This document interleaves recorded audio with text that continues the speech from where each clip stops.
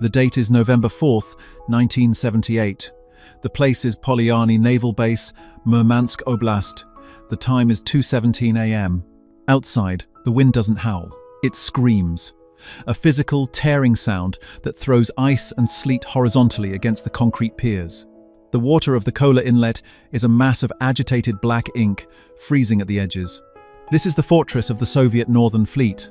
This is the Bastion, the most heavily defended square mileage on Earth, the nesting ground for the ballistic missile submarines that hold the fate of New York, London and Washington in their silos.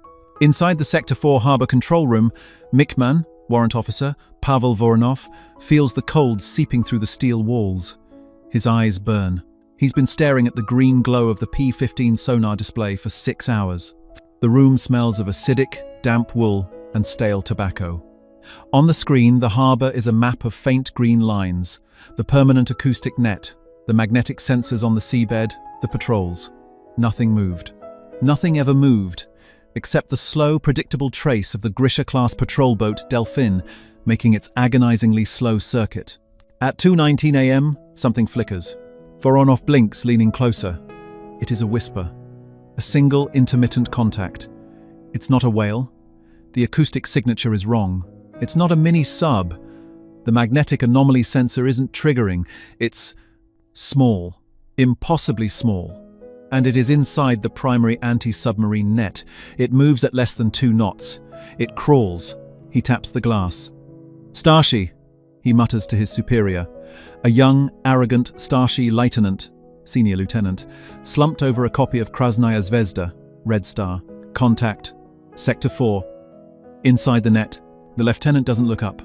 A seal, McMahon, or a sonar ghost. Log it and go back to sleep with your eyes open. It is moving parallel to the pier, Starshi, towards submarine Dock 7. That gets the lieutenant's attention.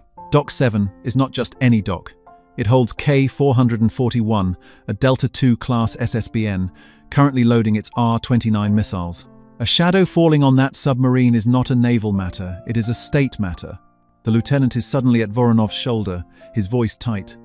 "Active sonar, ping it, now." Voronov flips the switch. The sharp mechanical ping of the active sonar rings through the control room, a sound that shreds the underwater silence.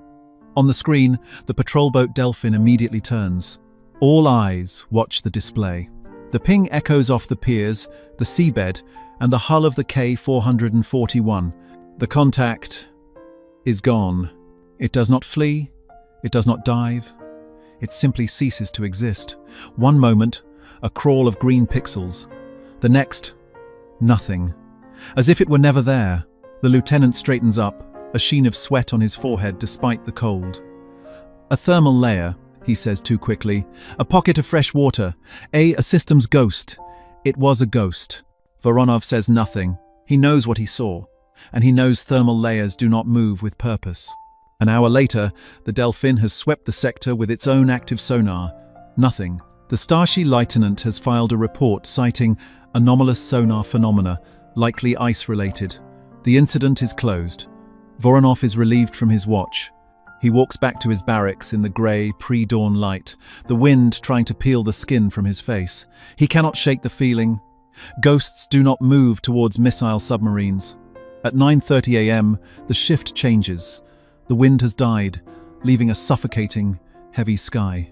A team of Vodolese, combat divers, enters the frigid water for a routine hull inspection on K-441 before its patrol. The water temperature is 1 degree Celsius. Survival, even in their heavy, heated dry suits, is measured in minutes. The lead diver, a Mickman named Stakhanov, descends into the absolute blackness. He follows his guideline to the submarine's massive 7-bladed propeller. He runs his gloved hand over the acoustic dampening tiles, checking for wear. Then, his hand finds something that should not be there. It is a line. A thin, taut wire, almost invisible, running from the submarine's hull away into the silt. He follows it. 10 meters, 20.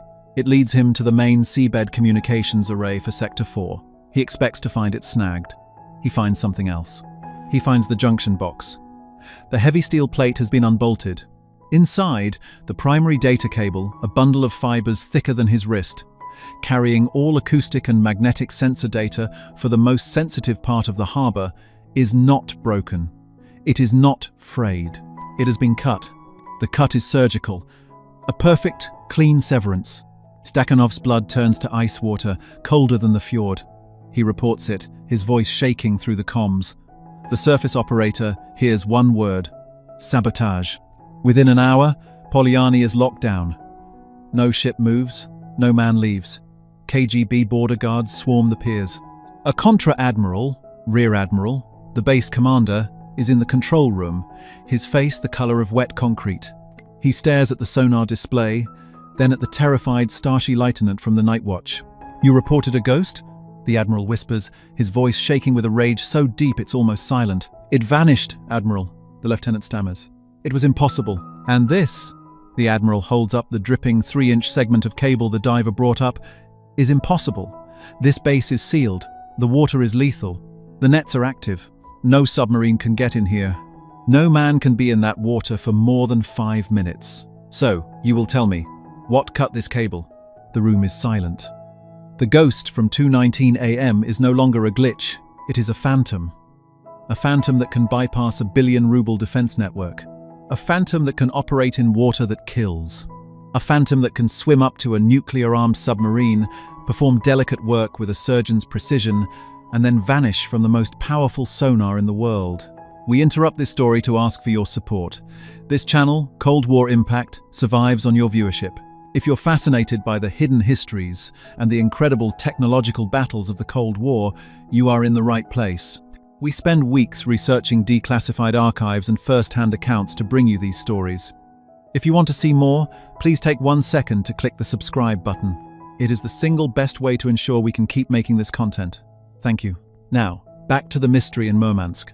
The meeting that followed was not a debrief. It was an interrogation. The KGB internal security officer, a pale man in a dark suit, asked the questions. Did the nets register a breach? No, Comrade Capitan. Did the magnetic sensors register a hull? No. Did the patrol boats see a wake? No. Then the logical conclusion, the KGB officer said, is that the diver, Mikhail Stakhanov, is a liar and a saboteur. He cut the cable himself. Impossible, the admiral shot back. His suit is monitored. His comms are recorded. His partner was with him. And that, he pointed at the sonar log, happened 7 hours earlier. Voronov saw it. This thing was here. The room descended into a frantic, paranoid argument. It was a new type of American mini-sub. But how did it bypass the magnetic sensors? It was a trained dolphin, but how did it use a cutting tool? It was a Spetsnaz defector, but no one was missing. The fear in the room was palpable because the stakes were not just about one cut cable. This was the crown jewel of the Soviet Navy. The Northern Fleet was the fist of the motherland. Its purpose was singular. In the event of war, these submarines would surge into the Atlantic, vaporize the American eastern seaboard, and hunt the NATO fleets. Their survival depended on the bastion strategy, the idea that their home ports were impenetrable fortresses from which they could sortie, protected by the full might of the Soviet air, surface, and submarine fleets. This incident shattered that illusion. If a single, undetectable something could slip past their nets, their sonar, their patrols, and their guard towers, it was not just a security breach, it was a strategic catastrophe. If a phantom could get in and cut a cable, it could get in and plant a mine. It could attach a new, undetectable acoustic beacon to the hull of the K-441, broadcasting its position to every American attack submarine waiting in the Barents Sea. It could poison the diver air supply depots. It could map the harbor's vulnerabilities one by one.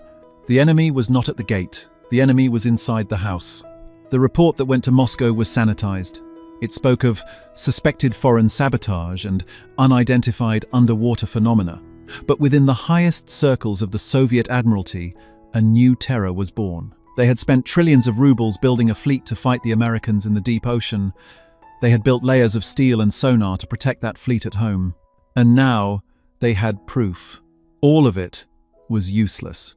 They were fighting a ghost that could swim in ice water, a ghost that left no trace, a ghost that could hold a knife to the throat of their most powerful weapons, right in their own beds.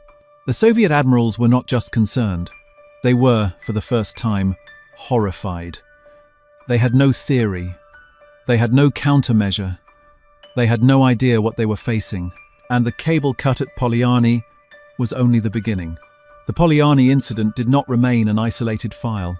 It became a data point, and the data set was growing. March 1980. A naval communication station near Vladivostok, the headquarters of the Soviet Pacific Fleet.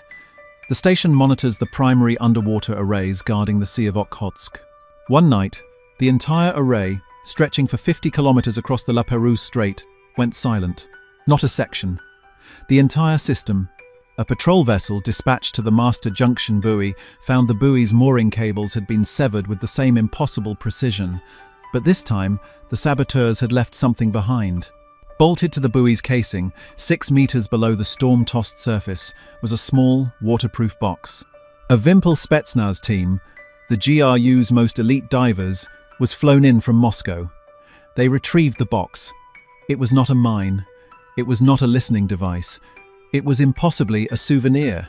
Inside, wrapped in oilcloth, was a Zippo lighter engraved with the insignia of the US Navy submarine force. The admirals in Moscow were incandescent with rage.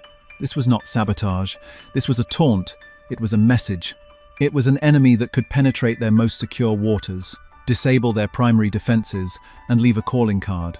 Just to prove they could. The hunt for answers began, and it was a scramble defined by paranoia and technological desperation. The KGB's Third Chief Directorate, Military Counterintelligence, and the GRU, Main Intelligence Directorate, immediately went to war with each other, each blaming the other for the lapse. The admirals blamed the engineers. The engineers blamed the operators. A special commission was formed, codenamed Ziva, or Beast. Its one and only job was to identify and neutralize this phantom. Their first step was to analyze the how. The working theory held that the enemy must be using a new class of mini-submarine. This was the only logical explanation. A conventional attack sub, even a small one, would be detected by the magnetic anomaly sensors and the fixed acoustic nets. A diver operating alone could not survive the lethal cold or the transit times. Therefore, the enemy had to have a small deployable vehicle, probably launched from a mother sub, waiting in international waters. This theory sent the Soviet engineering bureaus into a frenzy. Millions of rubles were poured into anti-diver and anti-mini sub defenses. They began reinforcing their harbor nets, adding layers of finer mesh, almost like curtains of chainmail, designed to snag propellers, no matter how small.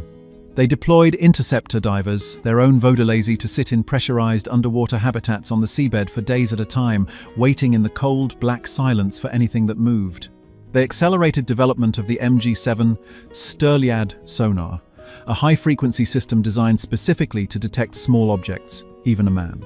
Patrol boats like the Delphin were retrofitted and sent on endless, repetitive circuits, flooding their own harbors with so much active pinging that they deafened their own sensor arrays. And the phantoms just kept coming. May 1981.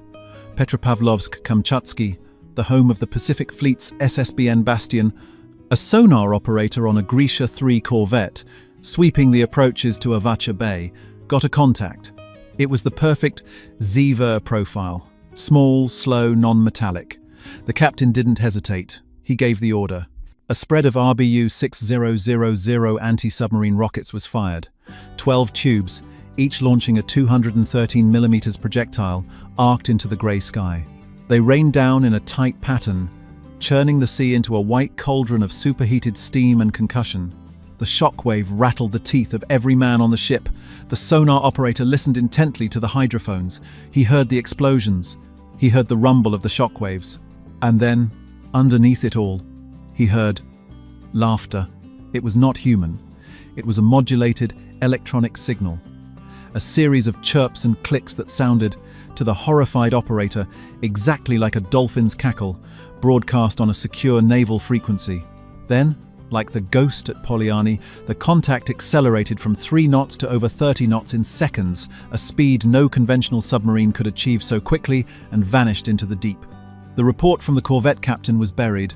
The sonar operator was transferred to a desk in Siberia, but the story leaked. This is how the legend was built. The Phantom was no longer just a saboteur, it was a bogeyman, Among the crews of the Northern and Pacific fleets, the rumors became a kind of gallows humor. They weren't fighting a man or a machine. They were fighting Vodyanoi, the water spirit of Slavic myth, a creature that lived in the silt and drowned sailors for sport. Pilots of the two 142 Bear maritime patrol aircraft, lumbering over the Barents Sea for 20-hour stretches, would report ghost echoes on their radar surface, contacts that would appear for a minute and vanish before they could get a visual. Submarine captains, running silent in their bastions, would log knuckles in their sonar, the terrifying, distinct sound of a distant propeller cavitation, a sound that meant someone else was in their safe harbor. But when they initiated a hunt, there was nothing. The ocean was empty. The ZVR Commission was failing. Every countermeasure was met with another, more brazen intrusion. They mined the entrances to their harbors. A month later, the mines were found neatly piled on the seabed, disarmed, their magnetic triggers bypassed. The wrong conclusions began to solidify into official dogma. The enemy was not a mini-sub, the propulsion was too advanced. The laughter incident, combined with the impossible speed, pointed to something else. The Commission began seriously investigating a radical theory. The Americans were using weaponized cetaceans, trained dolphins or beluga whales, fitted with harnesses and cutting tools, guided by acoustic signals. This theory, while seemingly fantastic, was the only one that fit the data. It explained the lac pre-dawn of a metallic signature. It explained the ability to withstand the cold. It explained the biological sounds the sonar operators sometimes reported. The GRU dedicated an entire division to capturing one of these warrior dolphins. They strung nets laced with tranquilizers. They attempted to poison entire fjords. They captured hundreds of dolphins. None of them were wearing harnesses. Another faction, based in the Air Defense Forces, believed the threat was atmospheric. They pointed to the ghost radar echoes. This wasn't a submarine at all, they argued. It was a new type of high-altitude reconnaissance craft, something that flew so high and so fast it could project false contacts onto their surface search radars, sowing paranoia and forcing their fleet to chase shadows. This theory gained traction because it was less terrifying than the alternative that the enemy was already inside. But the admirals knew the truth. The cut cables were real. The disarmed mines were real. The threat was wet, cold, and utterly silent. Their paranoia reached its peak in 1983. Admiral Gorshkov, the father of the modern Soviet Navy, reviewed the ZVR file. It was now thousands of pages thick. It detailed dozens of confirmed infiltrations, not just in Polyarny or Vladivostok, but in Severomorsk, Gadjevo, and even in the supposedly secure Baltic Sea. The report concluded that Soviet naval bases, the multi-trillion ruble bastions designed to guarantee the nation's survival, were as secure as a public swimming pool.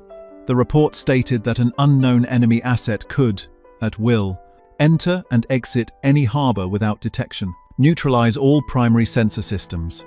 Nets, sonar, magnetic, approach and tag any high-value warship, including ballistic missile submarines, perform complex sabotage tasks in lethal, zero-visibility water, evade all attempts at capture or destruction. The enemy, the report concluded, was not a machine. It was not an animal. It was a man. This conclusion was the most terrifying of all.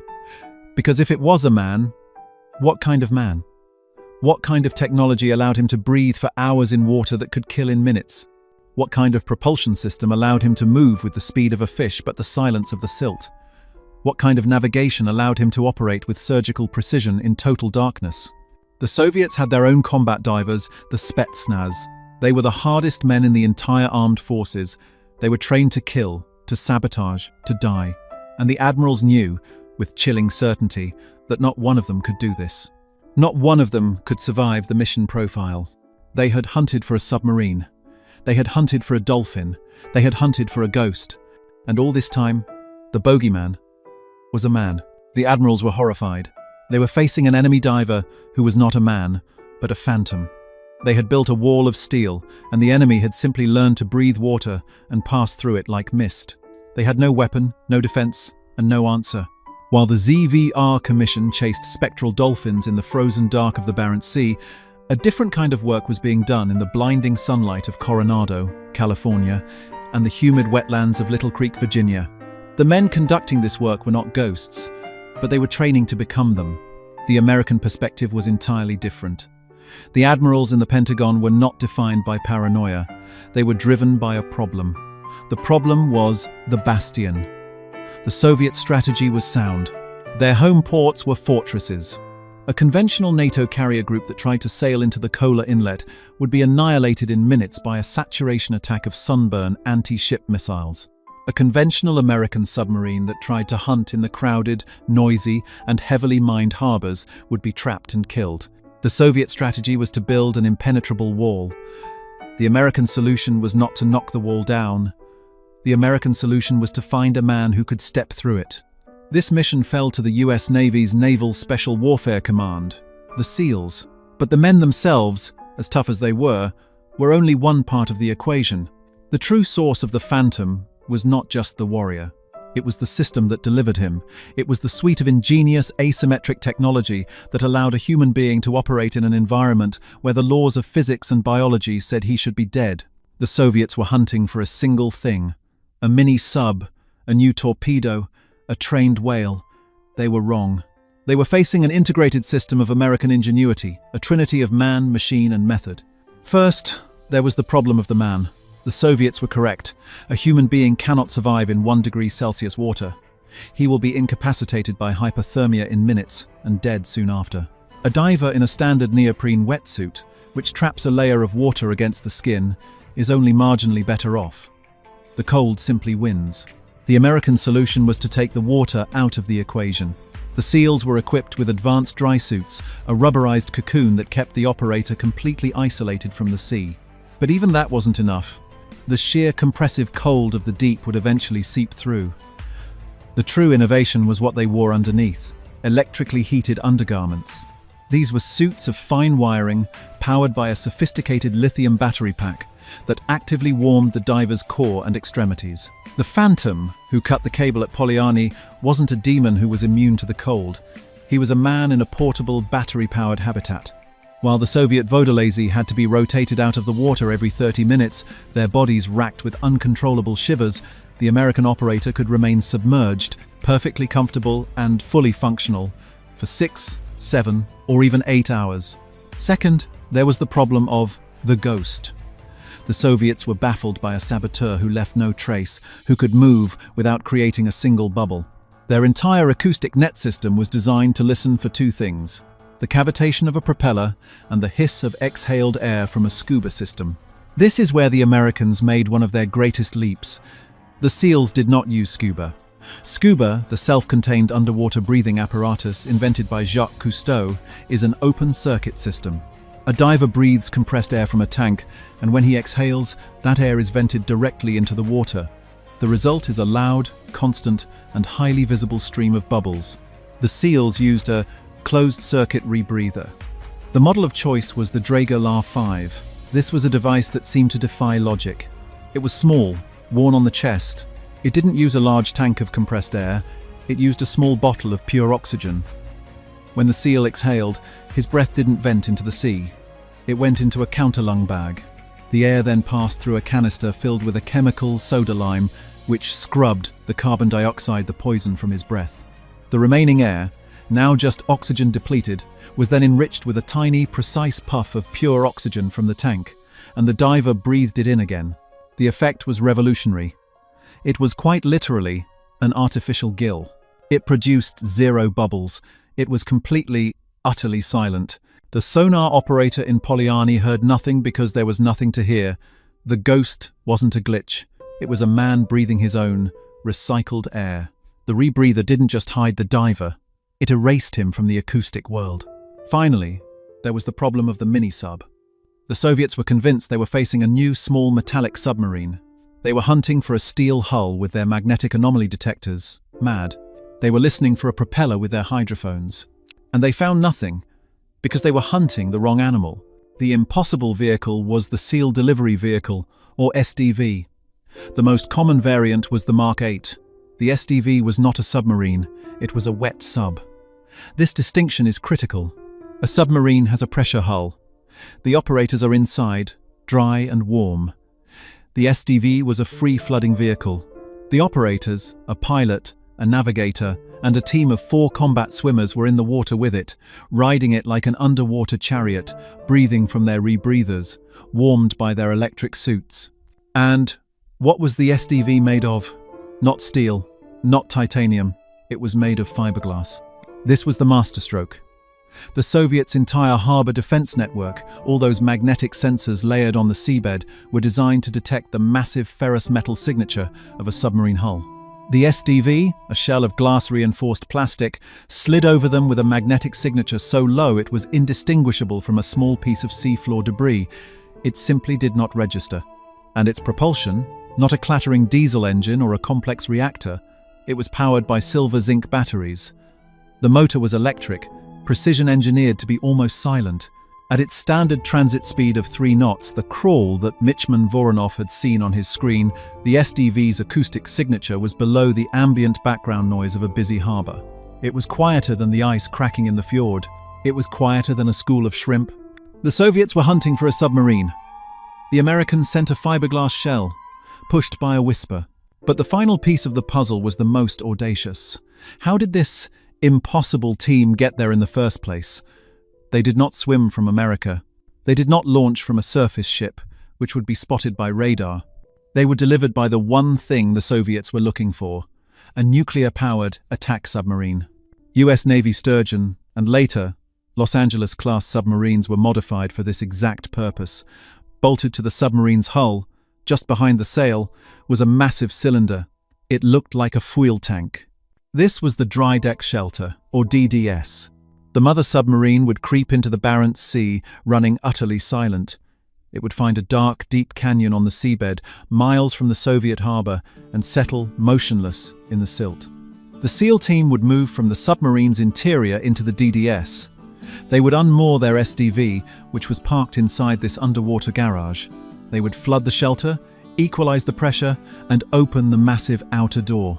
And then, from the side of a 6,000-ton American Predator, a tiny, silent fiberglass pod would detach and begin its slow, methodical 8-hour journey into the black.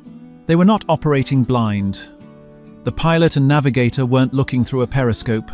They were navigating in total silt-filled blackness, using a sophisticated inertial navigation system, INS. They knew exactly where they were, every second. As they approached the harbor, they would use a high-frequency Doppler sonar, a system whose pings were at a frequency too high for the Soviet defenders to even hear, to paint a perfect photographic map of the seabed, the nets, the mines, and the hulls of the warships tied to the pier. The Phantom at Polyani was a 6-man team. They had driven their SDV, the Ghost, on the sonar, directly under the Delphin patrol boat. They had parked it in the mud, 30 meters from the quay, 441. 2 divers, the surgeons, dismounted. They swam to the cable, unbolted the junction box, and cut the cable with a simple hydraulic tool. The active sonar ping that the Starship lieutenant had ordered was the moment of greatest danger. But the SEALs had trained for this. The moment the ping hit them, they did not flee. They did not move. They simply lay flat in the silt, motionless, their rebreathers making no sound. When the active sonar swept over them, their rubber-suited bodies had the same acoustic return as a cluster of seaweed. To the sonar operator, they were just the bottom. After the Delphin moved on, they swam back to their SDV, reattached, and flew back out of the harbor, right past the reinforced nets. They returned to the mother sub, drove the SDV back into the dry deck shelter, sealed the door, and were gone. By the time the Soviet divers found the cut cable, the SEALs were 100 miles away, eating a hot meal, and the Los Angeles-class submarine was already disappearing into the deep Atlantic. This was the American solution. It was a triumph of asymmetric, technological innovation. The Soviets built a wall of steel to detect steel. The Americans sent phantoms of fiberglass, rubber, and recycled air. For years, the ZVER commission files piled up. The reports from Polyani, Vladivostok, and Petropavlovsk grew thicker, filled with grainy sonar images of nothing, and frantic reports from ship captains who were, one by one, being dismissed as paranoid or drunk. The Soviet Admiralty was stuck in a loop of helpless rage. They were haunted. The truth did not come from a lucky sonar ping. It did not come from a captured piece of equipment. The truth walked, in a state of nervous exhaustion, into the American embassy in Bonn, West Germany, in June of 1985. He was a Kapitan Tugo Ranga, captain second rank, in Soviet naval intelligence. For the purpose of his new life, he was given the name Victor. He was a high-value asset, a man who had sat in on the Ziva commission meetings. He was one of the men who had personally analyzed the cut cable from Polyani. He was placed in a safe house in rural Virginia. For 3 weeks he was debriefed. He told his CIA handlers everything. He laid out the Soviet order of battle for the Northern Fleet. He described the patrol schedules. He detailed the command structure. And then, with a mix of professional pride and deep-seated fear, he told them about the Phantom. He described the impossible infiltrations. He told them about the sonar ghost that moved at 3 knots. He told them about the laughter recorded by the Grisha 3 Corvette. He told them about the Zippo lighter left on the buoy. "We have theories, of course," Victor said, leaning forward, the smoke from his cigarette curling in the still air of the room. "The Admirals believe it is weaponized dolphins. A foolish idea. The GRU believes it is a new class of automated mini-sub, but the propulsion physics, they don't work. The object accelerates from 3 knots to 30. Impossible." He looked at his American debriefer, a quiet man in a nondescript suit named Jim. "We call it the Vodianoi," Victor said. "The water spirit. It is the only explanation that fits. As a bogeyman." Jim nodded slowly. He let the silence sit for a moment. Then, he pushed a thin, beige file across the table. "You were right about one thing, Victor. You were hunting a spirit." Victor opened the file. The first photograph was an aerial shot of an American Sturgeon-class submarine. He had seen hundreds of these, but this one was different. There was a large cylindrical hump bolted to the hull, just behind the conning tower. "A new sonar pod?" Victor guessed. "We call it a dry deck shelter," Jim said. "It's an underwater garage." Victor turned the page. The next photo was of a strange black vehicle. It looked primitive, like a torpedo, but with seats. It was open to the water. The hull was dull, non-reflective. "A wet sub," Jim explained. "We call it an SDV. Seal delivery vehicle. The hull isn't steel. It's fiberglass." Victor's blood ran cold. "Fiberglass." He said the word in a whisper. "The magnetic sensors. They would see nothing." "Nothing," Jim confirmed. "And the motor is electric. At 3 knots, its acoustic signature is lower than the ambient noise of the ice cracking in your own harbour." Victor's hands were shaking. He turned the page. The final photograph was of a man. He was tall, lean, and dripping wet, standing on the deck of a ship. He was encased in a sleek, black rubber suit. He had no bulky air tanks on his back.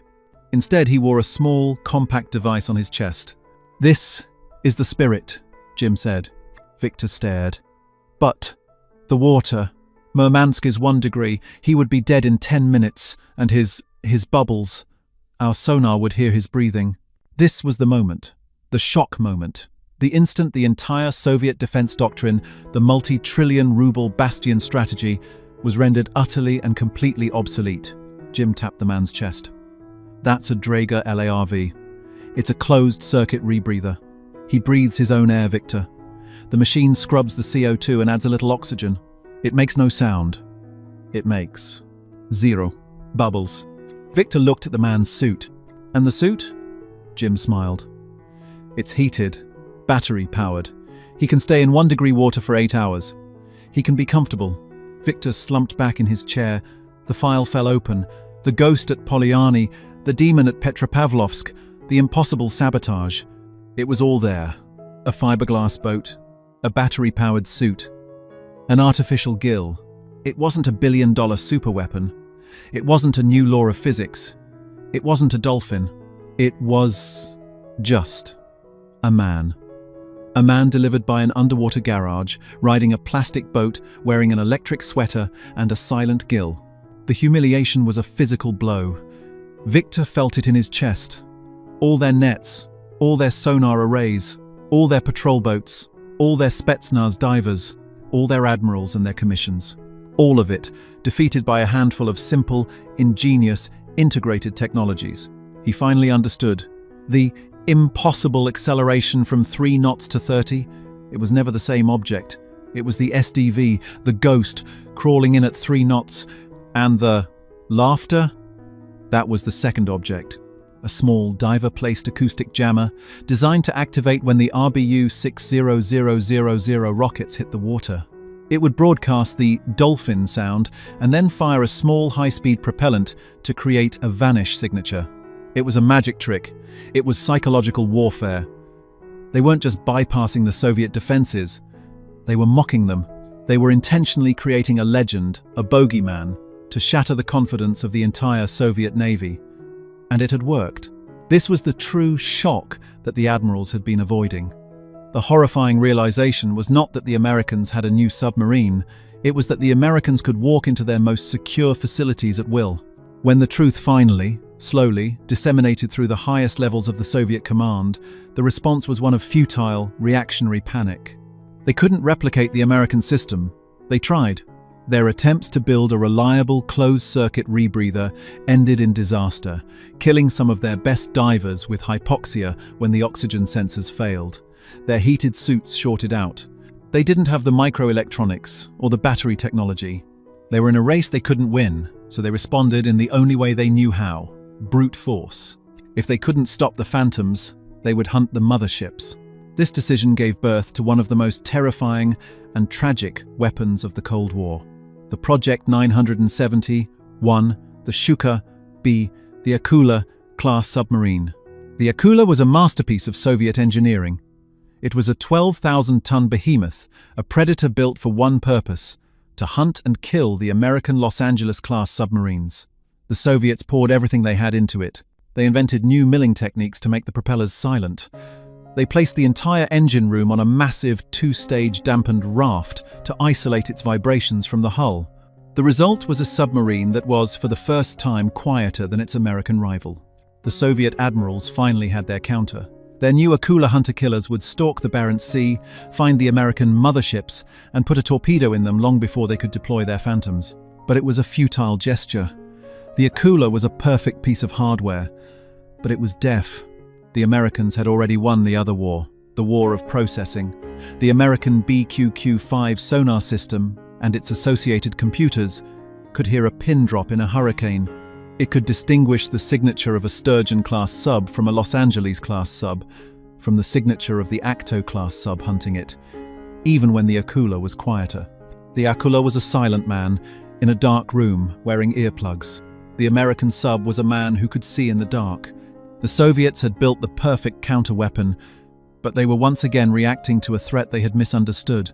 They were trying to build a bigger wall, while the Americans were operating in a different dimension. The infiltrations continued. The Phantoms kept swimming. The Soviet Navy, for all its missiles and all its subs, remained a prisoner in its own fortresses, terrified of the men who could breathe water. The final verdict on this hidden war was not written in a peace treaty, and it was not announced in a press conference. It was written in the operational plans of the United States Navy. By the mid-1980s, because of the Phantom program, the Soviet bastion strategy was considered, in the quiet, classified rooms of the Pentagon, a solved problem. The fortress, for all its missiles, mines, and guards, was strategically nullified. This is the killer statistic. Though it is not a number, it is a capability. The true terrifying purpose of the SEAL delivery vehicle system was not, in the long run, to cut cables. That was a test. That was psychological warfare. The real mission was far more devastating. The Phantoms that slipped into Polyarny and Vladivostok were not just saboteurs, they were scouts. They were cartographers of the enemy's inner sanctum. On their fiberglass sleds, they carried not just cutting tools, but a new generation of American technology. Digital mapping, sonar, signals, intelligence receivers, and, most critically, UPT's underwater passive tapes. A UPT was a self-contained listening post. A team of SEALs would drive their silent SDV into the mouth of Avasha Bay, navigate to a point just off the main submarine channel, and bury a small, metallic cylinder in the silt. This cylinder was a package of sophisticated hydrophones and a digital recorder, powered by a battery that would last for months. When the Akula-class hunter-killer submarine Tiger, the pride of the Pacific Fleet, slipped its moorings and headed for the open ocean, it believed it was running silent. It believed it was the Predator, the apex of Soviet technology, finally free to hunt. But as it passed over that patch of empty seabed, its unique multi-bladed propeller signature, its turbine whine, and its precise acoustic fingerprint were all perfectly recorded by the UPT. Weeks later, a SEAL team would return, retrieve the tape, and deliver it to the Office of Naval Intelligence. The result? Every single Soviet submarine, every Delta IV, every Akula, every Typhoon now had its voice recorded in an American library.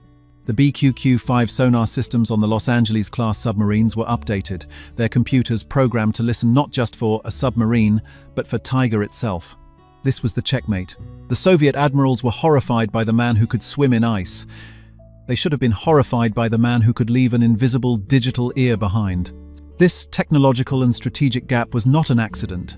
It was not because American engineers were smarter or Soviet engineers were lazier. It was the inevitable fatal outcome of the two systems they represented. The Soviet Union was a system built for imitation. The entire Soviet economy was, in many ways, a colossal act of reverse engineering. When an American B-29 bomber crash-landed in Siberia during World War II, Stalin had it dismantled, piece by piece. His engineers were ordered to copy it, down to the last rivet, including a patch of paint damage on the wing. They did. The result, the Tupolev Tu-4, was a perfect rivet-for-rivet clone. This was the Soviet genius, brute force replication. When they saw the Los Angeles class sub, they built the Akula, a brilliant, direct, and crushingly expensive counter.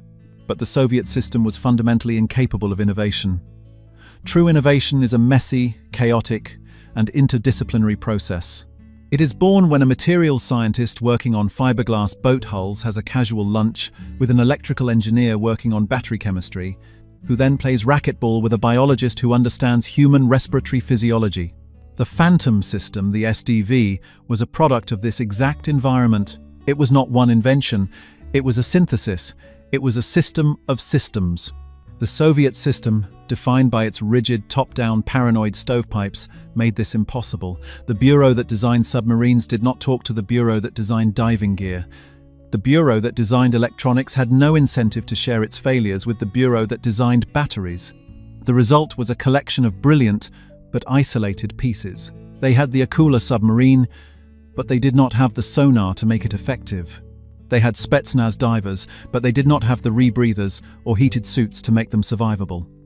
They had built the world's heaviest, strongest, and most expensive suit of medieval armor in the age of the invisible bullet. The Akula is the perfect metaphor for the collapse that was to come. It was an astonishing technological achievement that was, by the time it sailed, already strategically bankrupt.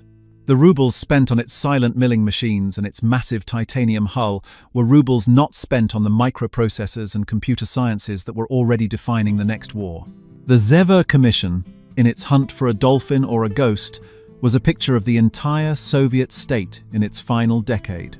A bureaucratic giant, blinded by its own ideology, chasing a phantom it could not understand. It was bankrupted not by the Star Wars missile defense shield, but by the quiet, persistent, and unanswerable challenge of fiberglass, soda lime, and a battery-powered sweater. The Cold War was, in the end, a battle of ideas, and the Phantom was the decisive argument. The true legacy of the Cold War is not just the image of a wall crumbling in Berlin. It is the much quieter, darker, and colder image from 1978. It is the image of a Soviet admiral, the commander of the most powerful fleet on Earth, standing in a concrete bunker, staring at a green sonar screen that showed nothing. He was safe in his fortress. His nets were active. His patrols were out. His nuclear-armed submarines were steps away. And yet, he was gripped by a cold, primal horror.